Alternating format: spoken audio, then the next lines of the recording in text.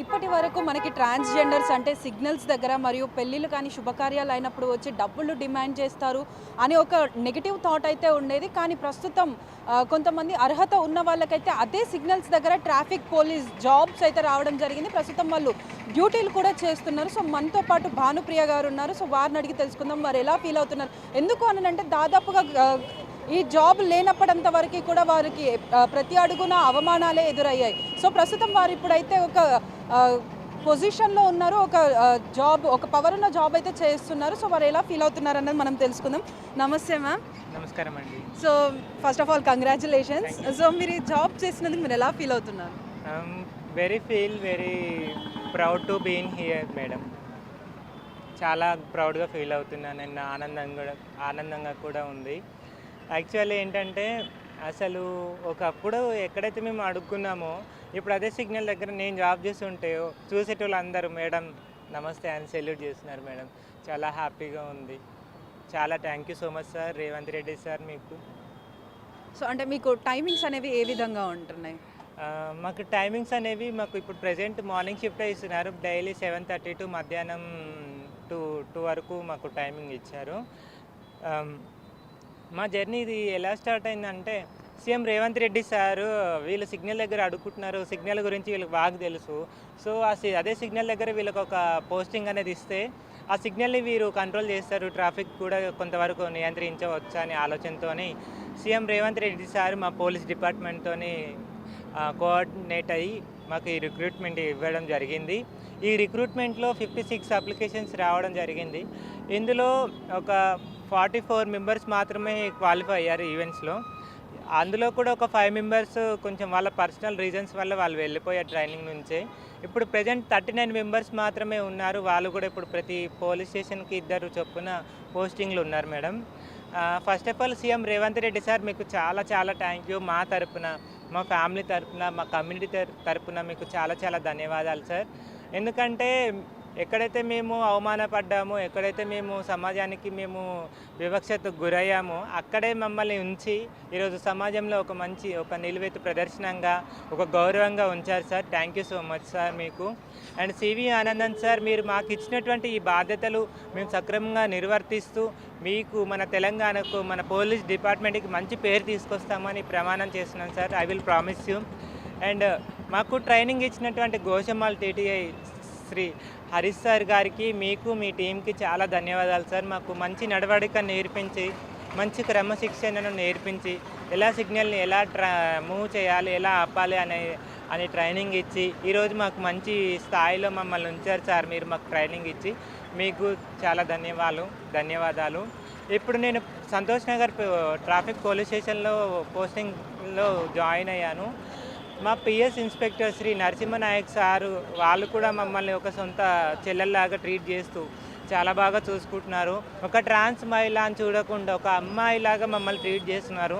చాలా దగ్గరగా మూవ్ అవుతూ చాలా మంచిగా ఒక చెల్లెల్లాగా చూసుకుంటున్నారు సార్ వాళ్ళు. మీకు కూడా చాలా ధన్యవాదాలు sir. CM Revanth Reddy sir నా సజెషన్ ఒక్కటే పబ్లిక్కి, ట్రాన్స్జెండర్ అంటే కేవలం అడుక్కునే వాళ్ళే కాదు, వాళ్ళలో చదువు ఉంది, వాళ్ళ క్వాలిఫికేషన్స్ ఉన్నాయి, వాళ్ళలో టాలెంట్ ఉంది అనేది కూడా గుర్తించండి పబ్లిక్. మీరందరూ కూడా ఎప్పుడు మమ్మల్ని అపార్థం చేసుకొని చిన్న చూపు చూడకండి సార్ మీరు పబ్లిక్. అండ్ డిపార్ట్మెంట్స్ అందరికీ నా సజెషన్ ఏంటంటే ఒక్క పోలీస్ డిపార్ట్మెంటే కాకుండా మమ్మల్ని ప్రతి డిపార్ట్మెంట్లోకి తీసుకోండి సార్.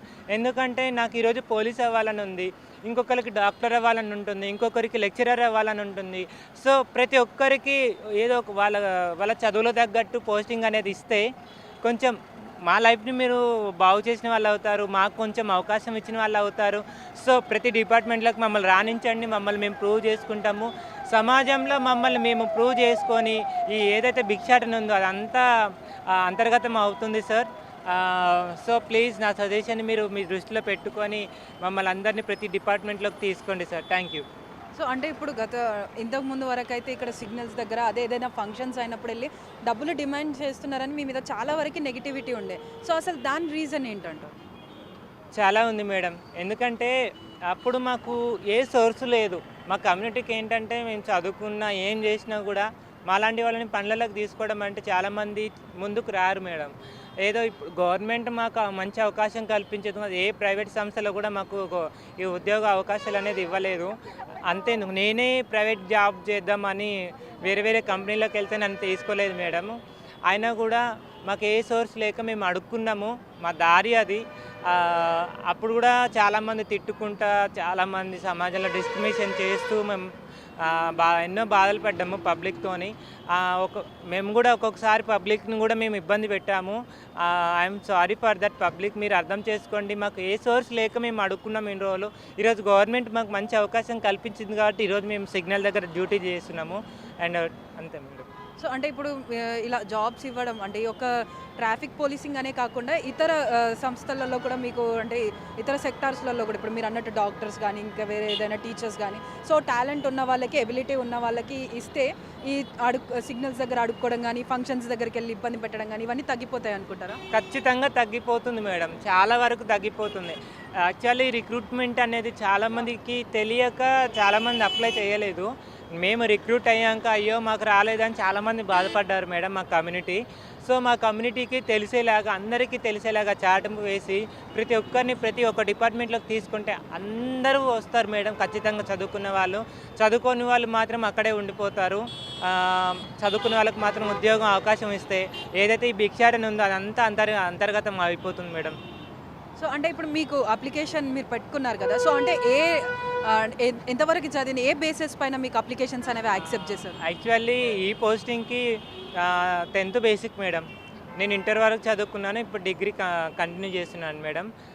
చాలామంది 10th మీదనే అప్లై చేశారు మేడం, 10th క్వాలిఫికేషన్తో. సో అంటే మీకు ట్రైనింగ్ ఏ విధమైనటువంటి ట్రైనింగ్ ఇచ్చారు, ఎలాంటి ఈవెంట్స్ పాల్గొన్నారు? సో అంటే ఎన్ని మార్క్స్, లైక్ మార్క్సా లేకపోతే గ్రేడ్సా, ఏ విధంగా మీకు పోస్టింగ్ అనేది ఇచ్చారు? మేడం మాకు ఈవెంట్స్ అనేవి గోషామహల్ పోలీస్ స్టేడియంలో జరిగాయి. ఈవెంట్స్ మాకు 800 మీటర్స్ రన్నింగ్ ఉంది, 100 మీటర్స్ రన్నింగ్ ఉంది, long jump and shot put అనేవి జరిగాయి మేడం. ఇందులో మాకు మార్క్స్ అంటూ ఏం లేవు, బట్ టైమింగ్లో మేము రీచ్ అవ్వాలి, అదే మాకు క్వాలిఫై చేశారు మాకు. అండ్ లాంగ్ జంప్ వచ్చేసి 3.5 మీటర్స్లో మేము చేయాలి, అది దాంట్లో మేము క్వాలిఫై అయ్యాము. షార్ట్ పుట్లో కూడా 3.5 సెంటీమీటర్స్ ఉంది, మేము కొంచెం వేసాము, బట్ అందులో కూడా క్వాలిఫై చేశారు సార్ వాళ్ళు. అండ్ తర్వాత మా ట్రైనింగ్ వచ్చేసి మా T T A Goshamahal inspector sir Harish sir, వాళ్ళ team Maheshwari madam, Lakshminarayana sir, Anil sir, వీళ్ళు మాకు బేసిక్ సిగ్నల్స్ ఎన్ని, రెడ్ లైట్ అంటే ఏంటి, అంబర్ లైన్ అంటే ఏంటి, గ్రీన్ లైన్ అంటే ఏంటి, ఎలా ఆపాలి సిగ్నల్స్ అని గ్రూప్ 1, గ్రూప్ 2, గ్రూప్ 3 ఇలాంటివి ట్రైనింగ్ ఇచ్చారు మేడం మాకు. సో అంటే ఇప్పుడు మళ్ళీ రిక్రూట్మెంట్ ఏమైనా ఉందా అంటే మీ కమ్యూనిటీ వాళ్ళకి? యాక్చువల్లీ అది బేస్ ఏంటంటే, ఇది ఏదైతే మేము ఇప్పుడు పోస్టింగ్ జాబ్ చేస్తున్నామో ఇది అనేది విజయవంతం అయితే ఖచ్చితంగా ఇంకొక రిక్రూట్మెంట్ వస్తుంది మేడం. ఏదైతే మేము ఇప్పుడు జాబ్ చేస్తున్నామో దీన్ని మేము నిలబెట్టుకుంటే మా కమ్యూనిటీకి మేము ఒక ఆదర్శంగా ఉంటే మా తర్వాత అందరికీ వాళ్ళు కూడా పోటీకి ఉత్సాహంగా ఉంటారు మేడం. అప్పుడు ఖచ్చితంగా రిక్రూట్మెంట్ ఇస్తారు అందరికీ. సో చూస్తున్నారు కదా, ఇన్ని రోజులు ఏదైతే సిగ్నల్స్ దగ్గర వీళ్ళు భిక్షాటన చేశారు, ప్రజల్ని ఇబ్బంది పెట్టారు అన్న ఒక ఉద్దేశంతో అయితే ఇన్ని రోజులు వ్యతిరేకంగా అంటే ప్రజలు కూడా వీళ్ళ పైన ఎంతో హేట్ని చూపించిన వాళ్ళే ఇప్పుడు వీరిని అభినందిస్తున్నారు. అదేవిధంగా గవర్నమెంట్ వాళ్ళు కూడా ఇక్కడ ఉన్న వీళ్ళని గుర్తించి వీళ్ళు ఈ విధంగా కాకుండా ఒక గుర్తింపు దగ్గర పొజిషన్లో ఉండాలి అని చెప్పేసి వీళ్ళకి రిక్రూట్మెంట్స్ అనేది పెట్టి అప్లికేషన్స్ ఇప్పించి దాని తర్వాత ట్రైనింగ్ అనేది కూడా ఇచ్చి వీళ్ళకైతే ఇప్పుడు ఇక్కడ పొజిషన్స్ ఇవ్వడం జరిగింది. సో ఈ విధంగా వీళ్ళు గనక ఇప్పుడు ఇదే కంటిన్యూ చేస్తూ వీళ్ళు మంచిగా పర్ఫామ్ చేస్తే అదే వీళ్ళ కమ్యూనిటీలో ఉన్న వాళ్ళకి కూడా మరితర వ్యక్తులు కూడా అప్లికేషన్ పెట్టుకొని ఈ జాబ్స్ పొందే అవకాశం కూడా ఉందని చెప్పేసి తెలుపుతున్నారు. కెమెరామెన్ హరీష్తో శ్రావణి, బిగ్ టీవీ, హైదరాబాద్.